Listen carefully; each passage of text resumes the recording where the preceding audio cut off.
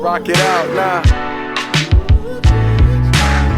Yo, you gotta do that dance Michael Jackson did and rock with me. Y'all know what it is. Yeah, rock it out, yo.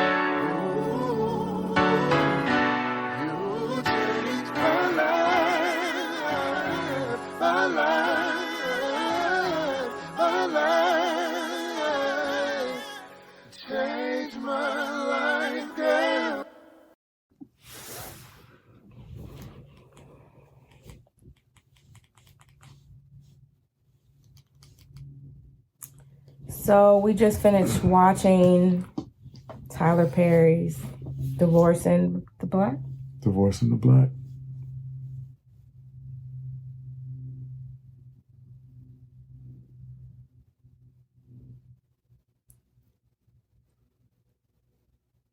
How long was that movie? It was 2 hours and 1 minute. It's like 2 lifetimes. Okay, so let's start with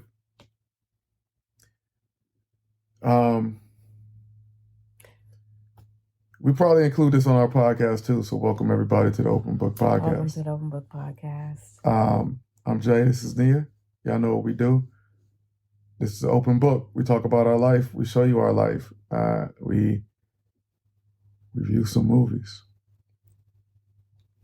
So we both took days off. I took a day off because I passed a kidney stone this morning. Self-care day for me. Self-care day, drinking a ton of cranberry juice. Essential waters. Got our 40 ounces of essential water. And I'm exhausted because there's so much gold that goes into kidney stones. And my husband told me to take the day because I was going to go back to work. So we're in the process of moving and she goes too hard. So while we're resting, we decided to watch Divorcing the Black.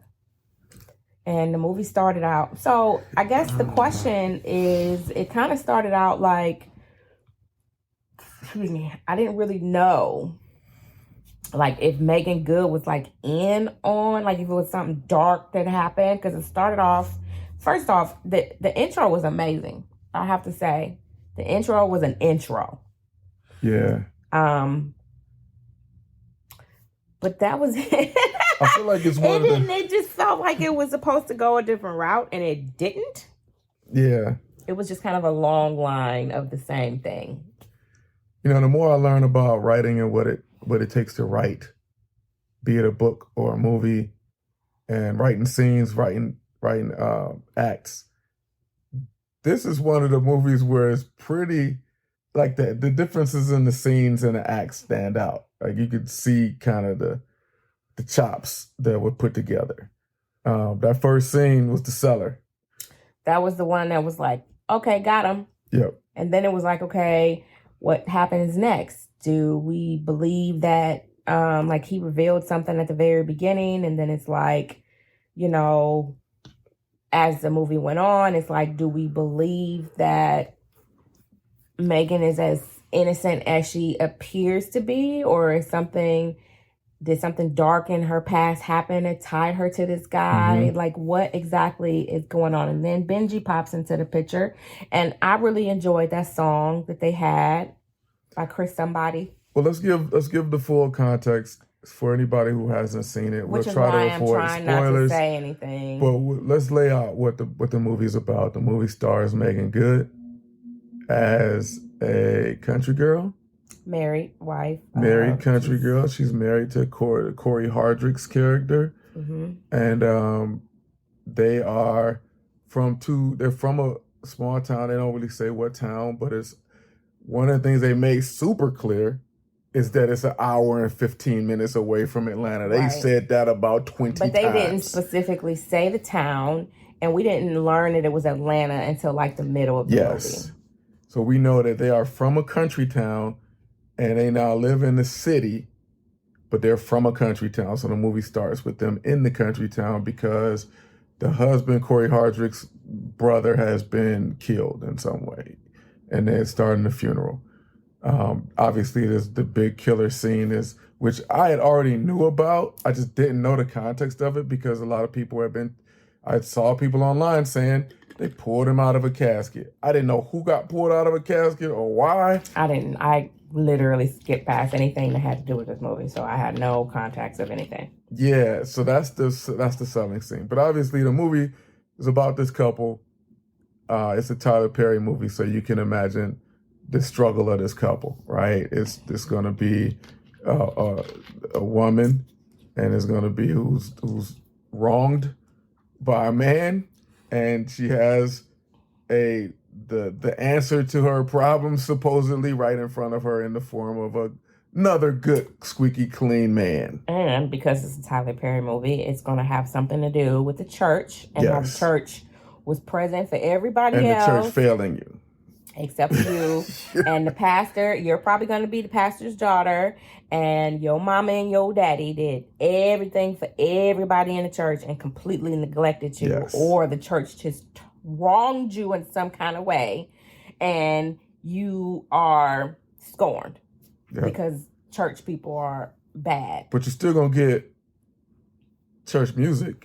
And you're still going to get church all over the place. You're going to get God. So you get the hooks of church. That church is not good. Yes. So I feel like Tyler Perry definitely has a process that's working. He got a business model that's working. Obviously, he's not trying to make A+ or 10 out of 10 classic type movies. He's writing from his own personal pain. I know he got a documentary that I haven't watched, but I haven't watched it either. People said it explains why his movies are like this. I'm pretty sure I don't even need to watch that with understanding why it's probably like this. But back to this movie, though. So the movie, there was an incident that occurred. The husband is not right. The wife is there's nothing wrong with her. And my thought is something happened in the earlier years that tied her to him. Like, why? That would be in a regular movie. Yeah, like, why is it that this, maybe there's something extra going on. But some people are evil, some people are good and blameless. And that's just what it was. And it was evil and good, and the church is trash, and, it just was a continuation of that. And it just kind of went from being interesting to kind of just very quickly going off the cliff. Super interesting that the first scene was the best scene of the movie. And that's it for me. I don't know about for you, honey. Yeah. Was it the same for you? It almost felt like some of the scenes felt like they weren't even written. Like, I know one scene at the end where they're like, did she call her best friend? Her best friend's like, this nigga's on the couch. We gotta go. And come on. A lot of that was just kind of, or like even the scene where the couple, her best friend, and they had that incident, and it just kind of like completely got glossed over. Pointless. And it was like, okay, let's move on back to her in Dallas. It was just kind of like, y'all not going to acknowledge, like, you're not going to support your friend in this. You want to get back to just kind of doing what y'all was doing before. It was just all over the place. I thought it was horrible. I thought it was an interesting premise, poorly executed. I think what you're looking for is a backstory. There was nothing. Some depth of character. So many holes in the story. Yeah. Why is this dude evil? What happened to him? Why would she be so loyal to him? Why wouldn't she think about the repercussions being with somebody like this would have on her family? Not just her and her children, but her family. Her and her family. It didn't make sense. And it didn't. I think my two biggest problems with it, and I try not to be such a big Tyler Perry basher because I have been in the past. Like I said, from a business standpoint, I completely understand what he's doing. But from a consumer standpoint, as somebody who just watched this joint, my two biggest problems. One, the same thing I always got with him. My man only writes one-dimensional characters, man, especially male characters. But this time he pretty much did it with everybody in the movie. Everybody had no backstory, no reason to do why they were doing what they were doing at all. This person was just bad. This person was good. This person was good. It's like there was no depth, no secondary reason for anything. And everything transpired in like a week. Yes. And on top of that, like the biggest thing that stood out to me, especially at the end, it's hard to find there was a clear antagonist, right? Like there's a bad guy. But this bad guy comes from a bad family, right? Like it's like the bad family. The crazy thing about it is, and no offense to these actors, man, but Tyler Perry made them all ugly. Like they looked bad. They all was making ugly faces. Like I thought that was just over the top and just lazy to me. I hate when stories are written like that. Like let me sift through it and feel where I want to feel. Don't just slap. All of these people are just horrific, evil people. There's no reason that any of them are mad. They're just all mad and want destruction for everybody. I don't like that. And it was super interesting because here it is, you have the pastor and the wife, and you see that their daughter is going through this. And instead, when it was like, well, we should pray about it, it's like, let's not. Let me push you on to another man. And it's like, and they said they was going to pray. Your daughter a chance to heal. Like, and remember, they said they was going to pray and they didn't. They were going to pray and they didn't. And then it was, no, you just need to get back. You need to go to the guy that you were supposed to be with. And it's just like, it was too much. Like literally everything happened within a week. It wasn't discussed why Dallas had the issues that he had. It wasn't discussed the different things that he did. I mean, just like little sprinkles. You don't understand like why his mentality is the way it is. Why is his mother like that? Why is his family like that? His brothers, like they said he killed his father. Why did that happen? Oh, we're not supposed to say that. That's such a spoiler. Is that a spoiler? Yeah, that's I'm a spoiler. so sorry, y'all.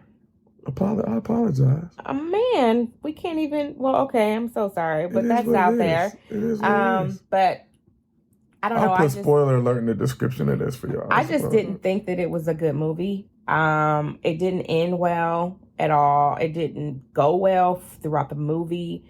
It was a lot of violence unnecessarily. I just don't think that I will probably watch another Tyler Perry movie. I think that this one is officially just kind of did it for me. It was a waste of my time to watch this. I just did not like it at all. I didn't like anything about it. Not one thing did I like about it. Nothing. Like, how can you encourage this woman that's been in this abusive, horrific marriage for 17 years? Yeah, something like that. And then even longer, right? Because she said she was 37, and then she said they had been together since she was 17. And then you push her onto another man without her getting the healing and the help that she needs. It's like, and all you can say is, oh, we didn't tell you enough that we were proud of you. And her say, oh, well, I just thought that I'm supposed to put up with this because marriage is frowned upon in church, divorce is frowned upon in the church, and you're supposed to stand by your man. It's like, what world are you living in? Like, I don't like his. I'm just not going to watch any more of his movies. His messages within the movie are trash, and the movie itself is trash. And it sucks that he gets these big actors to come and do these movies to lure you in to watch it, and you think, oh, maybe this one is going to be good.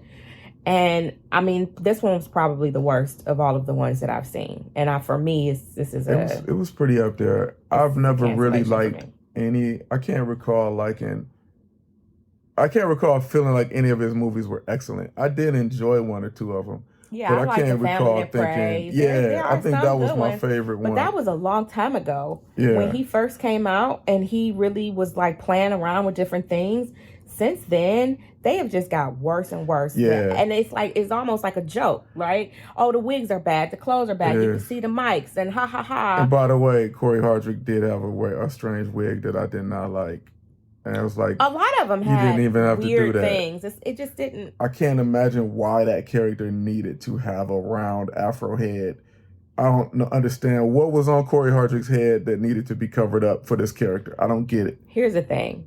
Tyler Perry has made so much money and he has acquired such success that this is the time where you start taking people under your wing, or you incorporate some of these actors, these writers, these people, directors who are trying to get in the game. and give them a platform. It's time for you to just quit.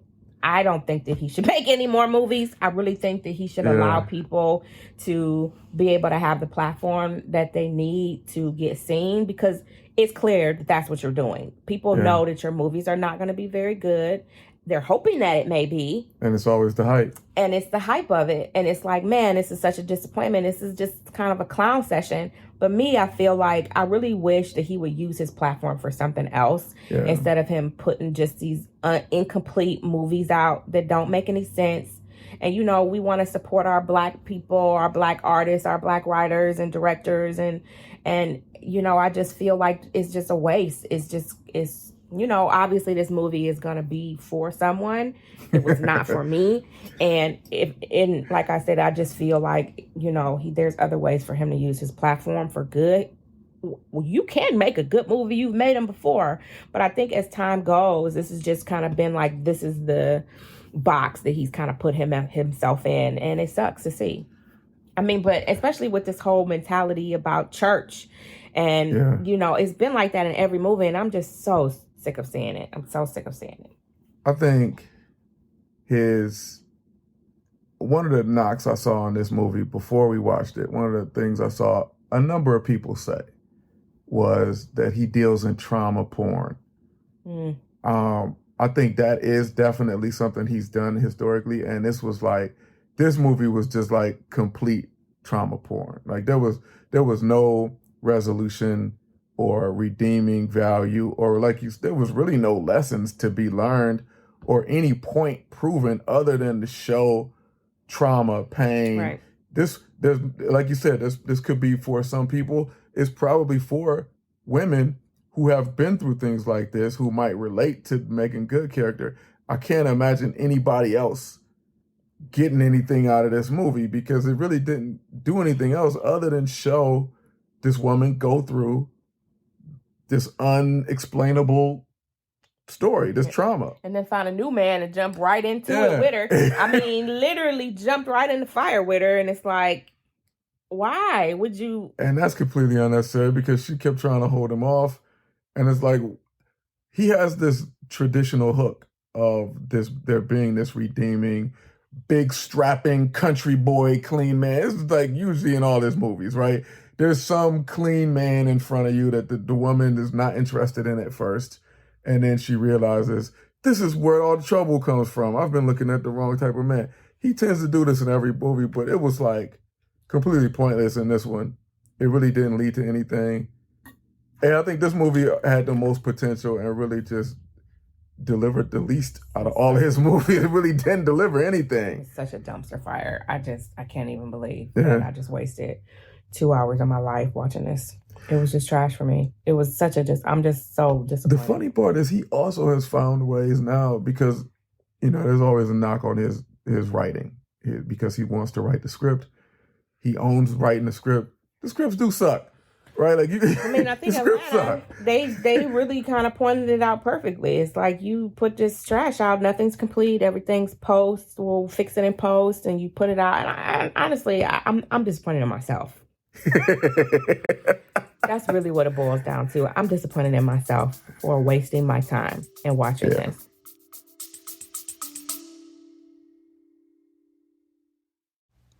What's up, y'all? This is Jay Floyd, one half of the Open Book Podcast. Listen, I'm so glad y'all are rocking with us. We're so glad y'all tapped in to see what we got going on.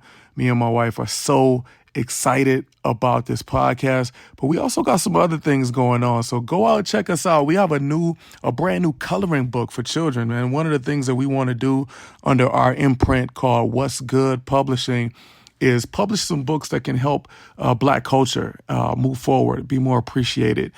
We have a book out right now called Burnt Sienna. That's BURNT SINNA. The book is a coloring book for children that profiles like 20 really, really dope Black historical figures, gives them an opportunity to color them in. Burnt Sienna is the name of a special color that's kind of brown, it's kind of red, it's kind of us. You know what I mean? It's only in the 64 box of coloring crayons. So go check those out. make sure you got at least get a brown. But if you ain't got brown, make sure if you can go above and beyond brown, go get that burnt sienna, go get that 64 box with the sharpener on the back like we had back in the day. And check that book out. It's really about helping children of all cultures and all backgrounds really have a greater appreciation for Black images and learn a little bit of something along the way, right? Because these are figures that not many schools are teaching about. So go check us out. It's on Amazon right now. You could actually go hit the link directly if you go to whatsgood.work. That's www.whatsgood.work. Hey, let's head back to the show, y'all. So yes, to that point, this is what I ultimately think about Tyler Perry. Tyler Perry is, and y'all got to follow me on this one, y'all. Tyler Perry to me is Donald Trump. Tyler Perry is dealing in something that is successful. It's working. I think when we watch his movies, we always see that the quality is bad. We always have complaints. We normally feel like we wasted our time, but we did it. And so for him as a businessman, it's no reason for him to stop and make higher quality stuff because the public is showing him, we're going to show up for this. And a lot of people, like most of the people that I see and interact with, half of them only watch it so they can see, is it really trash? And can I come and review it and argue with people?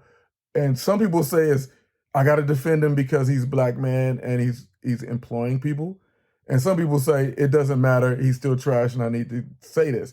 So it feels like to me like most of us are really consuming it because we already know it's going to be trash.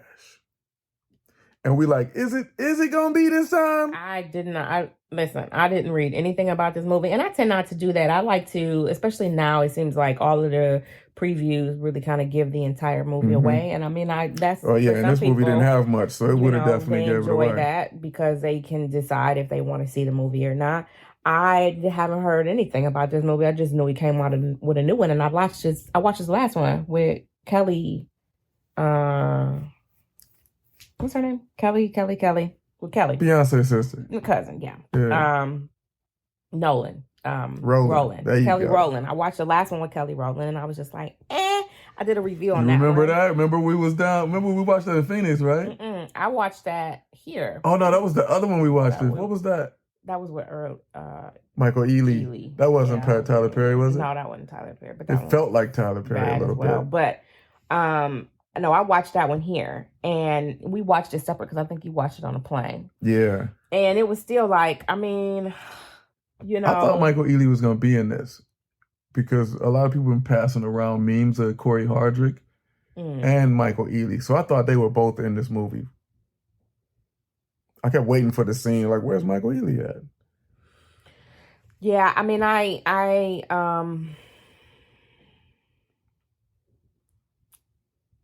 There's nothing you liked about it. He also brings down some really good actors. Like Debbie Morgan is in this, and she's been in the game 50 years. And she kind of sucked in this movie. I thought her acting was horrible. I was like, man, I liked her acting. I thought she did a good job. Maybe it's the script that she's reading, because it just feels like it's lacking. Like these are not realistic reactions from people. I thought the characters played their role. I thought the script was horrible.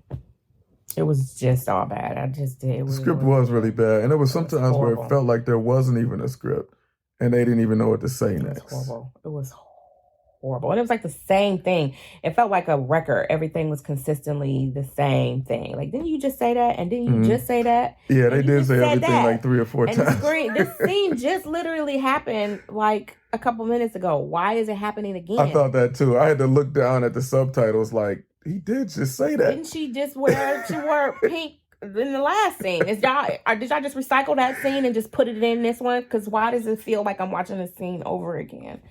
Yeah. I don't know. No, honey. It's a no for me. It is a no for me. I'm so sorry. So you will never watch a Tyler Perry movie again? Not anything new that he has coming out. Absolutely not. I will watch. But when the next one come out, it's going to have the hype. It's going to have the hook. It might even have Beyonce in it. It's going to have something. He going to have something. Unless Tyler Perry comes out to say that he's offering an apprenticeship to young writers and directors to help give them a platform to, get their movies out there. No, thank you. Can't I'm do good. it. I mean, we know people. We know people who are really out here trying to make it and get their movies and their shows out there. And it just seems like that would have been, why can't you do that instead of put out this nonsense? I mean, it's gotten to the point now, like he used to make quality stuff. Now, granted, he did it as Medea and it started in plays and it was super entertaining, but it's like, it just morphed into something else, and it just doesn't. It's like there's no effort put into it. It just, I'm sorry. I agree with him as a playwright. I thought he was great. I just don't agree. It's just like, allow people to use to come out and actually put some quality work out there. I thought he was a genius as a playwright. It almost felt like as soon as he went to movies, he was still writing plays, and it just doesn't translate well. He had another one that he did too, where he was I can't remember what it was called, but it was good. But that was a long time ago. It's been a while since I've liked the Tyler Perry movie. It's been a long while. I've liked a couple. I probably like two. I still wouldn't say any of them are great movies. I like The Family That Prays, but even then, it was starting to get like, okay, I see where you're going. Yeah, it had all his hooks. Now everything has kind of been a scenario of that. A Family That Prays. What was that? The one with Taraji P. Henson. Yeah. The one with Daddy's Girls or something. Yeah, I mean it's just kind of been. It was the one with Idris Elba with cornrows. It was the one with Boris Kojo with an afro, or Idris Elba with an afro, and somebody else with cornrows or something. One at the very beginning with not Elise Neal. It was somebody else. Where she was married to the lawyer and he got shot and she had to take care of him. And that was the one you're thinking about with But those usually had Medea in them to push them over. Yeah, they did have Medea in them. But these last ones where you just drop it and it'd be like, ooh, the wigs are bad, everything's bad, it's so much violence. Ooh, it's just like, I didn't understand the wigs in this one. I don't think it was needed. I'm good. He's an artist and he is extremely talented, and he is, he has an audience that he speaks to, and I'm just not that. I will say that. I agree with you. I do think he is extremely talented. Mm-hmm. He knows exactly what he's doing, what he wants to do, and he's successful at it. I think when it comes to, like, you would expect somebody with that much talent to also have ambition to make the greatest movies, right? The best, to be getting better and better as time goes on. But he seems to be just like mailing it in. It's actually getting worse if you judge by this movie. And I don't know, maybe he's using this as cash grab to build his empire down there in Georgia, and it will turn into what you said. Yeah. Down in Douglasville. So, hey, hit us up. We got stories. We know folks. Y'all see my husband's hair? It's really nice, isn't it? Yeah, my wife got me twisted up. Looks really good. We don't usually do video podcasts, so y'all get to see us in bed. Me not at my best. I don't feel with the greatest. I know, my babe's getting better. But at least y'all get to see us as we are, candid. As we are. Y'all lucky we ain't doing some other stuff in bed, you know what I'm saying? We wouldn't film that. I'm just saying. Maybe we would for our purposes. This is the Open Book Podcast. And this is our review of... What was the name of the movie, babe? Divorce in Black. I don't know.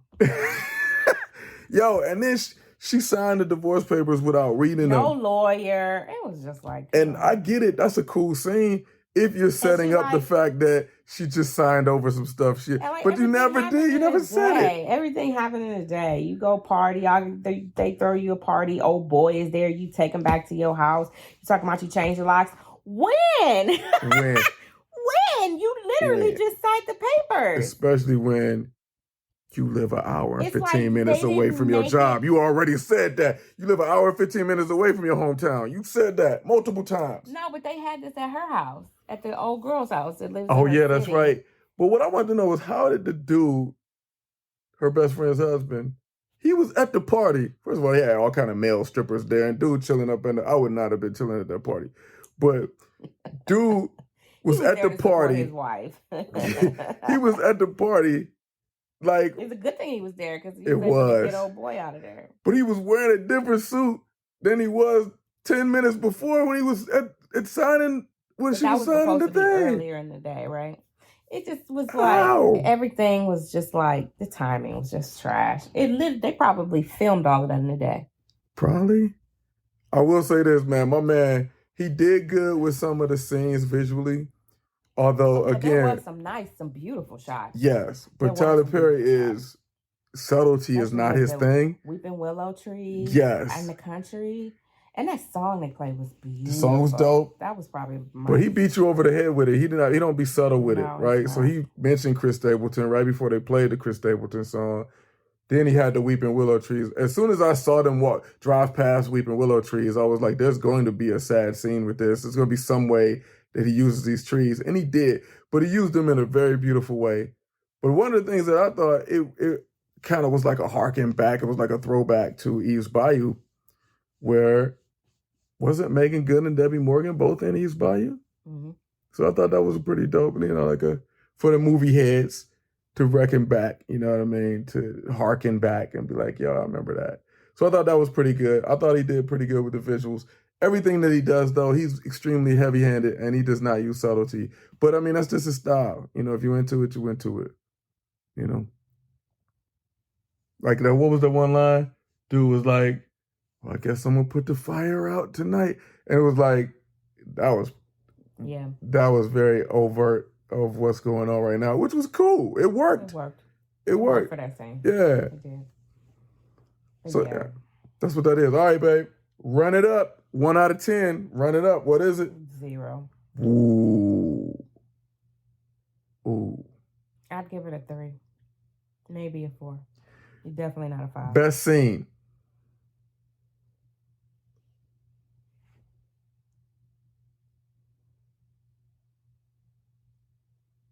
Gotta be the funeral scene, right?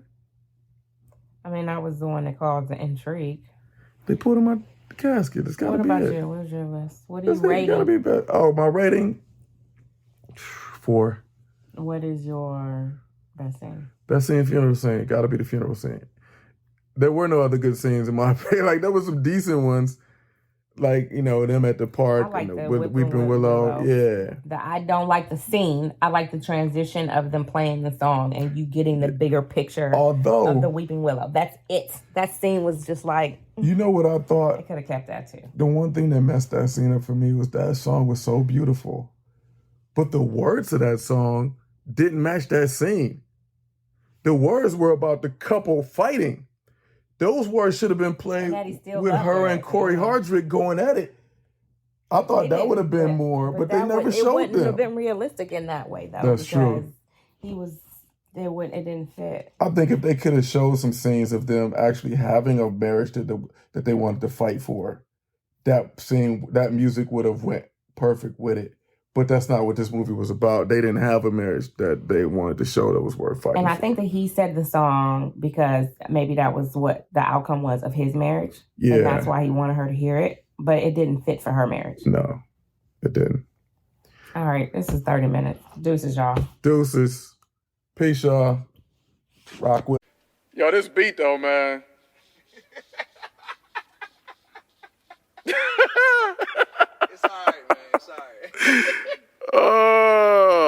Hood friends, they don't stay good friends. We got no blueprint for this, but we got footprints. And he who finds a wife finds a good thing, the book says. Now we making music like whistling woodwinds. I feel we should two-step, now we gon' hand dance. Etta James said better days to come at last. Walking down the aisle, now the sound of the pitter-pat. You so well endowed though, we don't need Similac, we just spitting facts. Us got a nice ring to it. Circle on your finger, white dress and the theme music. We don't keep no secrets though, we open books. We on the same team, we get that open look. And we don't close the chapter till we open the book. Ephesians is no to us, we supposed to look. But you know how it's showing out till you showed up. You took me on a ride out of neutral, huh? You ready for the level up, it's mutual, huh? You ready for the level up? Let's level up. Water to my soil, baby, made me grow. Daily affirmations, yeah, you played your role. Before we had our love scene, I cleaned my act. And since we walked the aisle and never seen a mat. Yeah, and these are facts you can co-sign. We's a whole vibe back when Quest was a whole tribe. Man, I stared you down when we met like she's so fine. Whole time God had a plan in the whole 9. Like me and you on a ride till the wheels gone. And even after that, when we flying with wings on. When you need some help with the zip on your queen roll, and I need some help with the note that we singing on, like glory, glory. Every open book got two stories, unfold like newspapers, true story. Queen's the best thing that happened to a king. She's the best thing that happened to that ring. We was a mess before we matched up with that ring. The wedding was a draft, now we run a killer team. Told you my dreams, first date out, flirting behind home plate. We is just making out. You swung first pitch, said I was the one already. Your mama loved me, said I was a son already. I wasn't ready, first pitch curved in the air. I ran out in left field, thought I was a player, but you was not buying tickets to sit up in the stands, and you was not crying a river. Not over no man, and when you back I had to step up my hygiene. Started using truth paste cause I had that lie gene. Now we don't keep no secrets though, we open books. We on the same team, we get that open look. And we don't close the chapter till we open the book. Ephesians is note to us, we supposed to look. But you know I was showing out till you showed up. You sure was. It sure was. Sure, yeah. Rock it out now. Yo, you gotta do that dance Michael Jackson did and rock with me. Y'all know what it is. Yeah, rock it out, yo. Yo.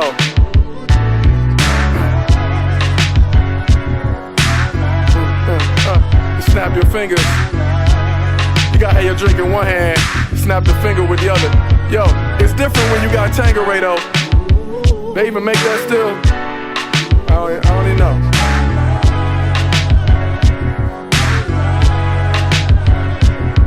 This was for you, babe. You know I was gonna send you one.